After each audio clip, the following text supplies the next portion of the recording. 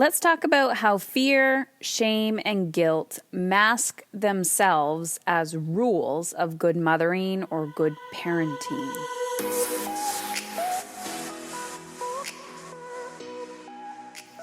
Hey, it's Heather Chauvin, wife, mother of 3 boys, former social worker, dreamer, recovering rescuer, stage 4 cancer survivor.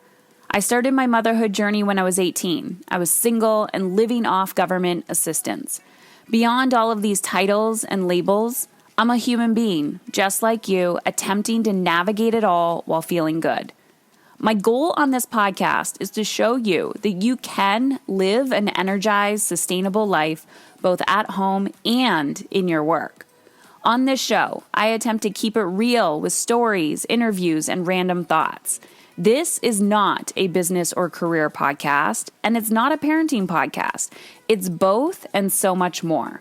You will laugh, you will cry, and maybe even get a little frustrated with the truth you've been hiding from yourself. I believe all human behavior is a language, whether it's through your child's behavior, your health, or a relationship. And when we learn to listen instead of react, we begin to understand what it truly means to feel alive and in control. If you haven't already, go grab a copy of my book, Dying to Be a Good Mother. You can purchase it wherever books are sold online. And if you're interested in how to integrate this work into your life and get quicker results, you can learn more about my mastery and mastery business coaching experiences at heatherchauvin.com/work with me. Heather Chauvin, CHAUVIN.com/work with me. And you have a personal question or a topic you'd like me to answer on this podcast, then text me 313-710-5199. 313-710-5199. All right, let's change your life. Let's dig in. Hey everyone, I'm back, and today is a personal podcast. I go back and forth every week. Typically, I like to have a personal related podcast and then something related towards business for those of you who are business owners. In my work, in general, the core message is helping women feel in alignment both at home and their career, whether they're in corporate or business owners or work from home, stay at home, whatever that is. I truly believe at our core as women, when we align and become alive, that is where the magic happens. So today I wanted to make this a personal related episode, mainly because it's been heavy on my heart and I'm kind of just pulling back the curtains on some truths about toxic motherhood. And I talked a little bit about this in a recent newsletter that went out.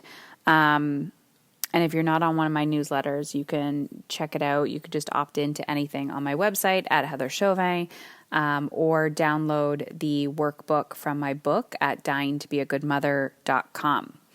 So today I wanted to tell a story about education. The more work that I do on myself, and I know a lot of you who are freedom finders, meaning someone who is who's after your freedom, your mental freedom, emotional freedom, spiritual freedom. I've talked openly about this in the past, but one of the areas of my life that I've always struggled or have been challenged with is my children's education. And then this past year has really, I wouldn't say given me the freedom or given my family the freedom, but has really, pulled layers back on the unlearning of this. And I'm sure, and I know for a fact that a lot of you who listen to me, there are, multiple ways that we educate our children. Some of you are unschoolers, some of you are homeschoolers, a lot of you are traditional schoolers, private schoolers. There's a million different ways that we can educate our children. It's not just traditional education and homeschooling, but there's also a lot of beliefs and perceptions around around education. And the intention for today's podcast is to really pay attention to how our choices as parents may be coming from a place of fear, maybe coming from a place of shame or guilt.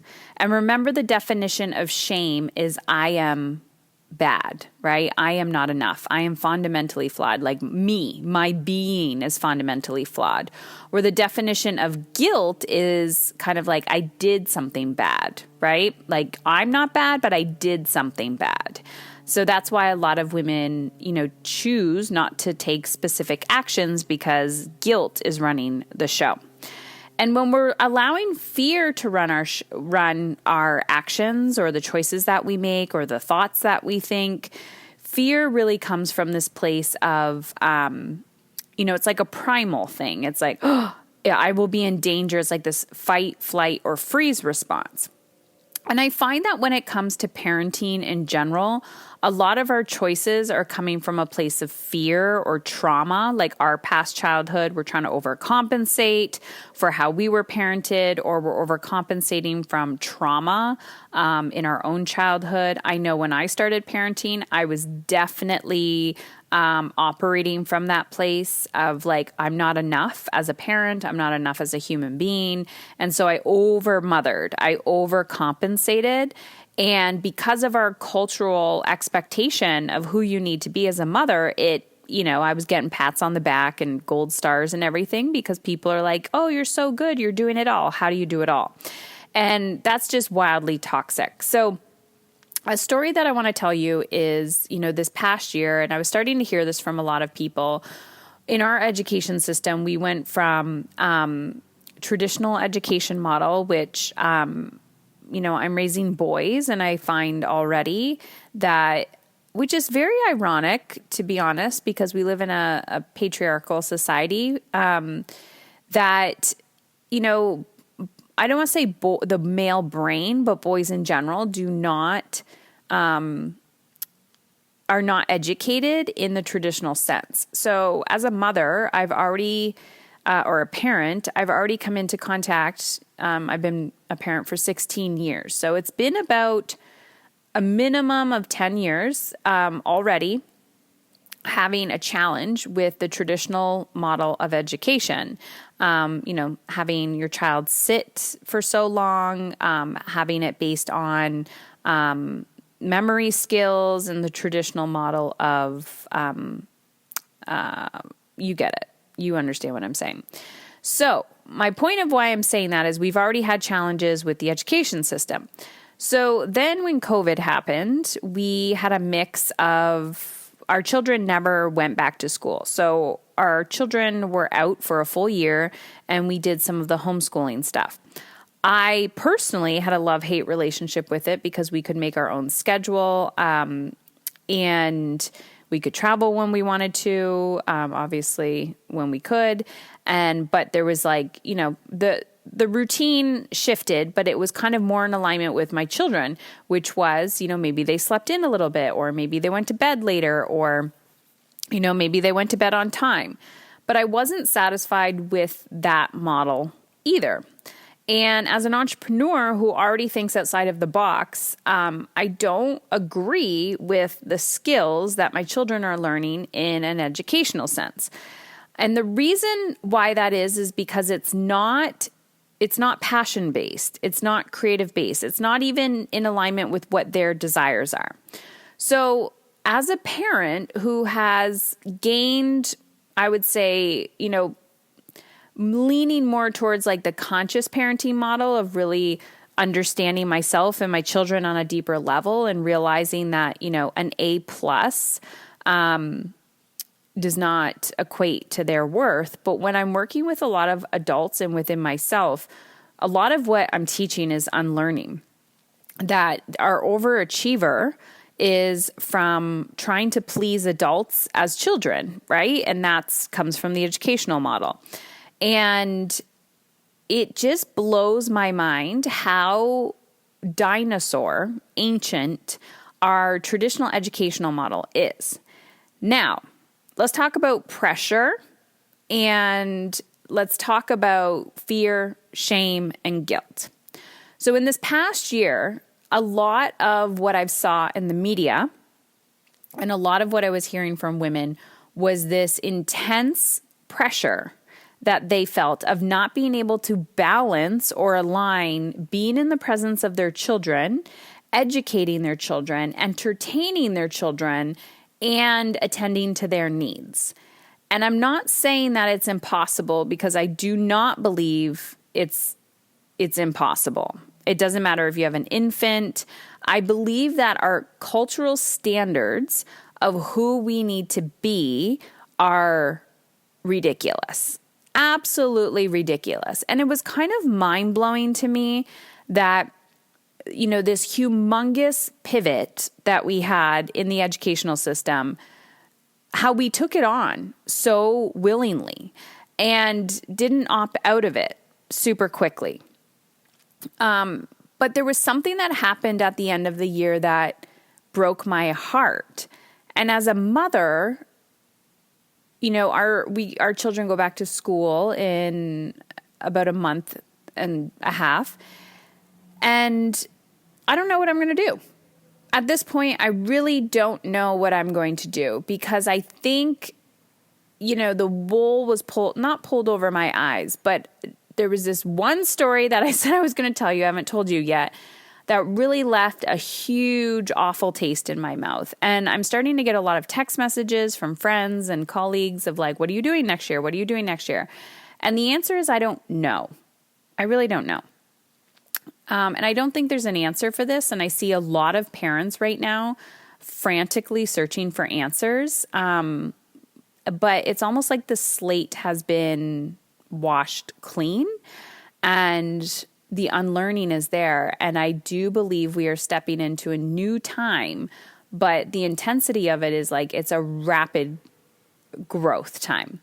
So, 1 out of 3 of my children, does really, really well with the traditional model.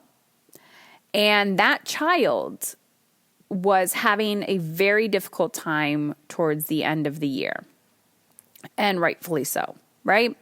As a parent, there's this stigma around screen time.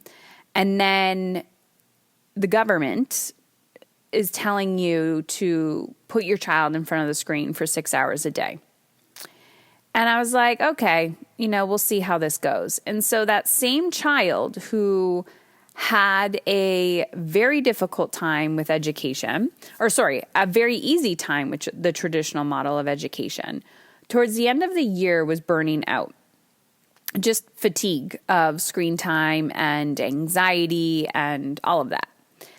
And the feedback that we were receiving from the educational system was, again, a message of burnout and fatigue, but lack of compassion and lack of empathy. And that is when, I lose trust in a system. I lose respect, because I can understand that everybody is tapped out. Everyone's tapped out. And typically in a traditional model, you're tapped out by the end of the year anyways. But his grades reflected that. And it crushed me, because knowing that he really, really showed up and he did the best that he could, I really don't believe that any educational system should crush a child's spirit based on their mental and emotional health. So I tapped out and I was like, I'm done. And, we tapped out multiple times, but it was the grades that finally, put the nail in the coffin for me, because I had to spend a week undoing the damage of that damn report card. And that brings me to tears.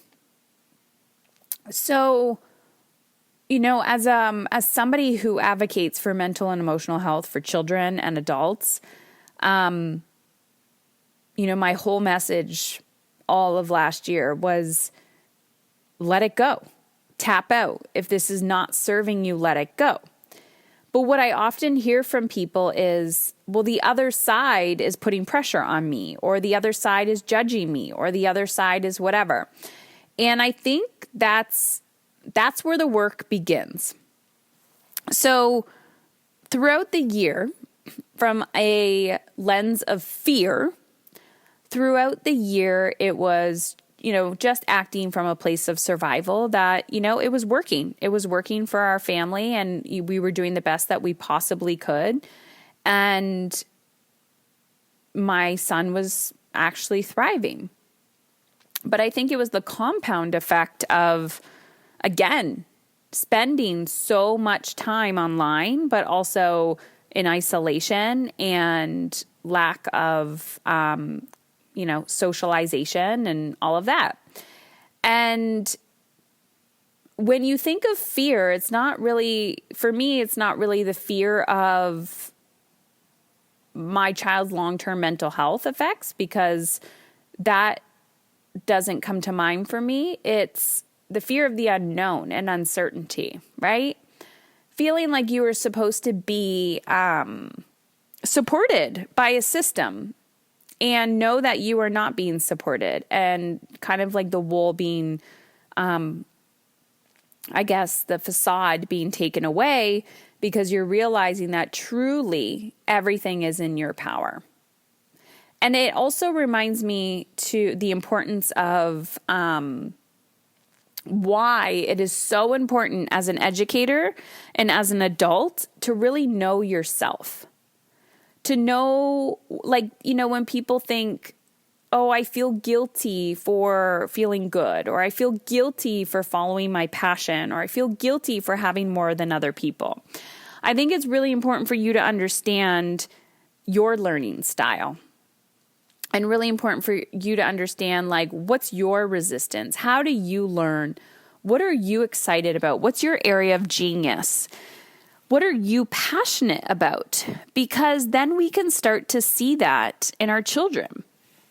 And when I look at all three of my boys, I see three very different humans, three very different brains, three very different learning styles, all, unique. And as a parent, I do the best that I can trying to cultivate their interests, right? One is wildly creative, and he makes a disaster of our home, and he always wants to draw and create and tell stories. He's just wildly creative.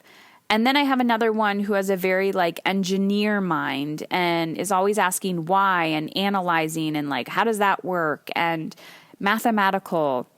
I don't know. Is that an engineer mind? And then I have one that reminds me a lot of myself, where he's kind of half and half, and he's passionate. He has a lot of resistance. And he's also has to be attached to passion, or he gets depressed very easily. And so again, the more I begin to understand myself and my education, how I like to be educated in my area of genius, the more I can support my children.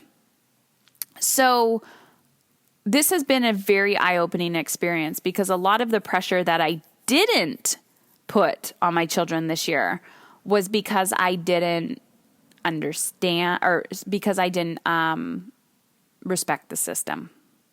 So I have really no conclusion for you today. I guess my intention for today's podcast was for you to reflect on your own education relationship with your children and how that makes you feel. And also just being aware of the pressure that you put on yourself to try to fit your child's, a square peg in a round hole, as they say, in a system that is not serving their needs. But also understanding that the courage it takes to create a new system in your life, a new culture around your child's education, and really allowing yourself to say, what worked last year and what didn't work, and what systems or strategies do we need to put into place? Because in those questions, it never says, I'm just going to cross my fingers, or I never said, I'm just going to cross my fingers and hope and pray that the system will change, because it's not going to. Like, it's definitely not going to in a month and a half. And I think we get real opportunity to realize that I don't think we're ever going to go back to quote unquote normal. It's going to be a while, and I don't really want to go back to normal. Normal wasn't good enough for me. And now we get the opportunity to say, what am I going to do? But as a parent and as a mother and as a, someone who works and someone who creates, I am not willing to let go of myself, to shove my children in a system that is not serving me. And if that means home education, if that means unschooling, I just want you to know that I don't have the answers yet. But I'm willing to be curious, and I'm willing to be open, and I'm willing to ask for help. I'm also willing to create resources that are needed. So my call to action for you, if you don't know what a call to action is, they call it CTA in the business world, but my call to action is for you to text me. And I have also considered doing an interview series on the educational process, on the mental health process of children and the future of that. And I really don't, typically I'm solution oriented. I'm not an expert in this area, and I don't have solutions, but I do believe that we can come together and create our own solutions that work for us and our children and our families. So if you have any resources that have been wildly successful for you in the last year regarding educating your children, unschool, homeschool, I would love for you to text me at 313-710-5199 or send me a message on Instagram at Heather Chauvin. My goal for you is to realize that fear, shame, and guilt do not need to dictate your actions. To have that self-awareness to say, I may not know what I'm doing, but maybe I can pivot a little bit, maybe 1 degree better. Maybe ask more questions, maybe seek more guidance, alternative education, maybe take the pressure off. That's it. And just know that you're enough. You're enough as a parent. You're enough as an educator. You're enough as a provider. And you deserve to feel good as well. And that our children need way less than we are expected to provide for them in modern day. They can play, they can be, allow them to be bored. Like, allow your children to say, I don't know what to do with myself. Allow them to sit in their discomfort, their own resistance, turn the Wi-Fi off, lock away the screens if you want, like have boundaries and put some creativity out there and say, these are your options, and just let them squirm. Let them squirm and let them wiggle and, try to kick them outside, and just allowing them to be, because I think it's really, really important that we get back to our roots. So I want to hear from you. And last announcement I want to make is we're doing a book club. I have partnered with High Tide. It is an app that runs online virtual book clubs. So it starts August 1st, and I believe they're going to go monthly or every other month or so. So if you go to heatherchauvin.com/book club, you will see the details and you can register there. You can also go to heatherchauvin.com/book club and even host your own book club for Dying to Be a Good Mother, or any of the other books that High Tide uses or features, which are some amazing authors. So heatherchauvin.com/book club. We start August 1st. I will be doing a live Q&A. There's a micro course. It's like 14 minutes a day where I'm breaking down step by step, Dying to Be a Good Mother. And you're literally able to digest the whole book, but also dive deeper into the material and the content in a month, in 1 month. And you can get started with a monthly credit for $20. They also have a VIP option where they will mail you a book as well. So heatherchauvin.com/book club. heatherchauvin.com/book club. All right. And if you have questions about the book club, you can text me as well. 313-710-5199.